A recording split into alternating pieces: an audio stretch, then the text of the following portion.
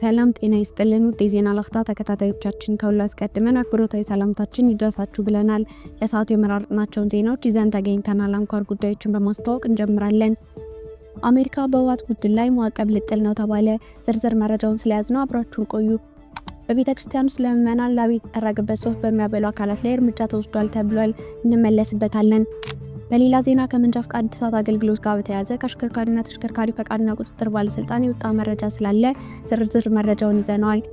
ከውጭ ዜና ፑቲን ለአዳዲስ ምልምሎች በሩሲያ ታሪክ ትልቁ የተባለውን ወታደራዊ ጥሪ ያደረጉ። ከዚህ መረጃ ላይና የተመድ እስራኤልን እንደ አዲስ ባለፉት 2 ሳምንታት የከፈተችውን ጦርነት አስመልክቶ አንድ ያወጣው መግለጫ ስላለ በሁለቱ መረጃዎች ላይ ከፍተኛ ዳሰሳ ስለምናደርግ እስከ ጥንክራችን ፍጻሜ አብራችሁን ቆዩ በማለት ቻናላችን ላይክ፣ ሼር እና ሰብስክራይብ በማድረግ እንድትከታተሉን አክብሮታዊ ግብዣችን ነው። አሁን በቀጥታ ወደ ዝርዝሩ እንሰዳችሁ። አሜሪካ ህወሓት ቡድን ላይ ማዕቀብ ልጥል ነው ተባለ።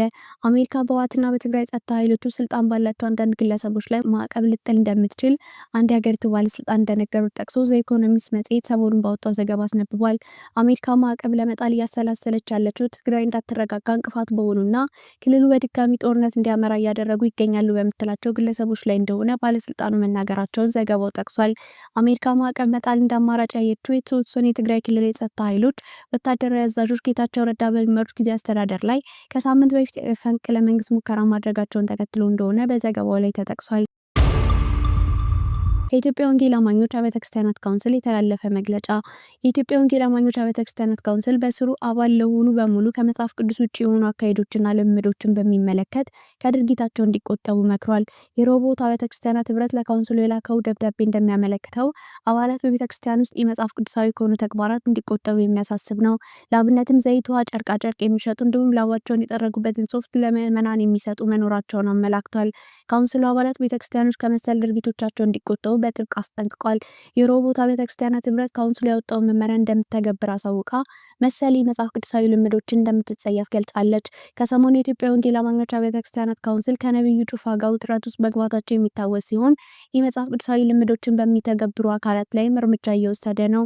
ነብዩ ጩፋ በጸጥታ አካላት ሐዋሳ ከተማ ላይ እጀባ የተደረገላቸው መሆኑ ካውንስሉ ከመጽሐፍ ቅዱስ ውጭ ነው ብሎ የነበረ ቢሆንም የነብዩ ጩፋ ግን የካውንስሉን መግለጫ አጣጥለው ነበር። ከዚህም የተነሳ በነብዩ የሚመራው ክራይስት አርሚ ቸርች ከካውንስሉ እገዳ ተጥሎበታል። የመንጃ ፍቃድ እድሳት አገልግሎት በየአቅራቢያው ማግኘት ይቻላል። የአሽከርካሪና ተሽከርካሪ ፈቃድና ቁጥጥር ባለስልጣን ከመጋቢት 24 ቀን 2017 ዓ.ም ጀምሮ የመንጃ ፍቃድ እድሳት አገልግሎት በየአቅራቢያው በመታወቂያ አድራሻ ሳይገደብ እንዲሰጥ መፈቀዱን የአዲስ አበባ አሽከርካሪና ተሽከርካሪ ፈቃድና ቁጥጥር ባለስልጣን አሳውቋል። ከዚህ ቀደም የአዲስ አበባ መንጃ ፍቃድ ለማሳደስ በመንጃ ፍቃዱ ላይ ወደ ተገለጸውና ፋይል ወዳለበት ክፍለ ከተማ የሚገኝ አሽከርካሪና ተሽከርካሪ ፈቃድና ቁጥጥር ባለስልጣን ቢሮ መሄድ ግድ ይል ነበር። ከነገ በኋላ ግን በየትኛውም አቅራቢያ በሚገኝ ቦታ በመታወቂያ አድራሻ ሳይገደብ መንጃ ፍቃድ ማሳደስ ይቻላል ተብሏል። ተገልጋዮች በሚቀርባቸው ቅርንጫፍ ፋይላቸው ያለበት ቅርንጫፍ ሳይጠየቅ የጤና ምርመራ ሰርቲፊኬትን በመያዝ የመንጃ ፍቃድ እድሳት አገልግሎት እንዲያገኙ መወሰኑን ባለስልጣን መስሪያ ቤቱ አሳውቋል። ወደ ውጭ ዜና ስናልፍ ፑቲን ለአዳዲስ ምልምሎች በሩሲያ ታሪክ ትልቁ የተባለውን ወታደራዊ ጥሪ ያደረጉ።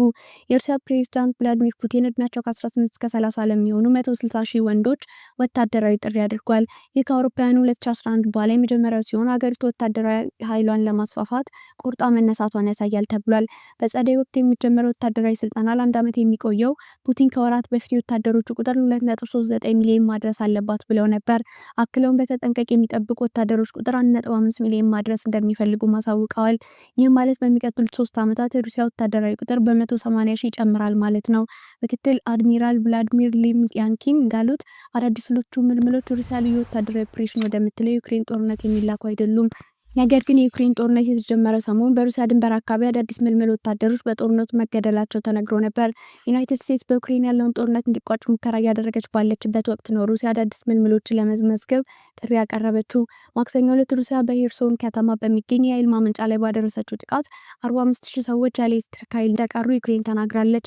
ምንም እንኳን ሩሲያ ሙሉ በሙሉ የተኩስ አቁም ይደረግ የሚለውን ባትቀበለውም የኃይል ማመንጫዎችን ላለመምታት ተስማምታ ነበር። ሩሲያ ባለፈው ዓመት በተመሳሳይ ወቅት የ150,000 ምልምል ወታደሮች ምዝገባ ማድረጓ ይታወሳል።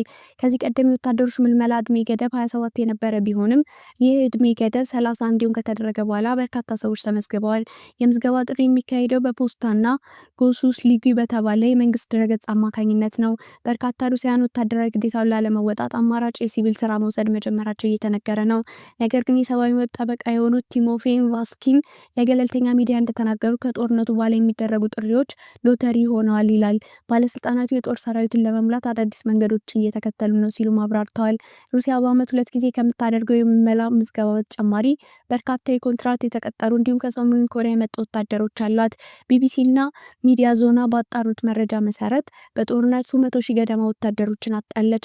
ነገር ግን ሞስኮ ለዚህ እስካሁን ምላሽ ሰጥታ አታውቅም። በአውሮፓውያኑ የካቲት 2022 የዩክሬን ጦርነት ከተጀመረ በኋላ የሩሲያ ጦር ሰራዊት ቁጥር 3 እጥፍ የጨመረ ሲሆን ለዚህ ደግሞ ምክንያቱ ከዩክሬን የሚመነጭ ስጋትና የኔቶ መስፋፋት እንደሆነ ሞስኮ ትናገራለች። ከዩክሬን ጦርነት በኋላ ፊንላንድና ስዊድን የሰሜን አትላንቲክ የጦር ቃል ኪዳን ኔቶ አባላት ሆነዋል። ፊንላንድ ከሩሲያ ጋር 1342 ኪሎ ሜትር የሚረዝም ድንበር ትጋራለች። እስራኤል ባለፉት 2 ሳምንታት በፈጸመችው ጥቃት 322 ህጻናት መገደላቸውን ተመድ አስታወቀ።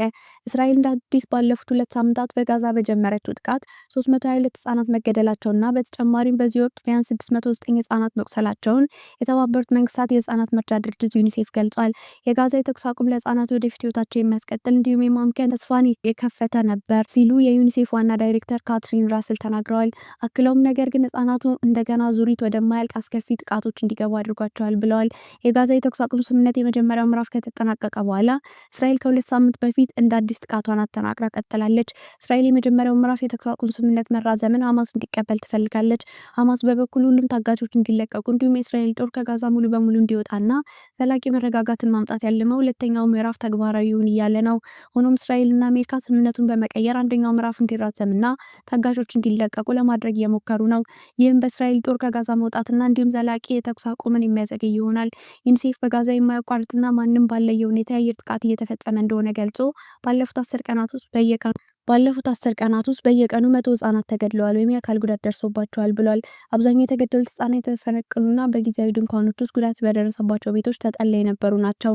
የእስራኤል መከላከያ ኃይል በበኩሉ በጋዛ የሚያደርገው ወታደራዊ ዘመቻ በሰላማዊ ዜጎች ላይ የሚደርሱ ጉዳቶችን ለመቀነስና በጦርነት ላይ ያሉ ህጎችን ጨምሮ ዓለም አቀፍ ግዴታዎችን አከብራለሁ ብሏል። የጋዛ ጦርነት ከተቀሰቀሰ በኋላ ባሉት 18 ወራት ዩኒሴፍ 18,000 ህጻናት መገደላቸውን፣ ከ34,000 በላይ መቁሰላቸውን እንዲሁም 1 ሚሊዮን የሚጠጉ ህጻናት በተደጋጋሚ መፈናቀላቸውን ገልጿል። ውድ የዜና ላፍታ ቤተሰቦች የሰዓቱ መረጃዎቻችን ያዳመጣችሁትን ይመስል ነበር። ስለተከታተላችሁን እያመሰገንን ቻናላችንን ሰብስክራይብ በማድረግ ቤተሰብ እንድትሆኑ እየጋበዝን በዚሁ ተሰናበትን። ጤና ይስጥልን።